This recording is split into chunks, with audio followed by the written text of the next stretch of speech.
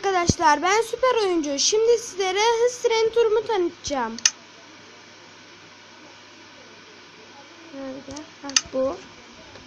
Sınırsız değil arkadaşlar, haberiniz olsun. Bunun sınırsızını da yapacağım.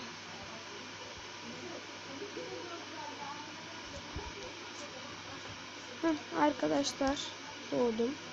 Şimdi hız trenimizi yapalım. Son olarak kuş bakışı da bakacaksınız. Gidiyor.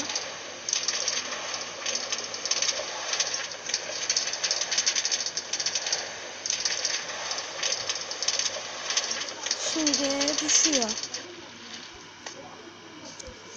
Kuş bakışını göstereyim ben. Kuş bakışı da böyle.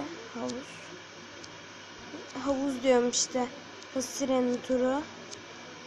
Arkadaşlar, kanalıma abone olmayı unutmayınız.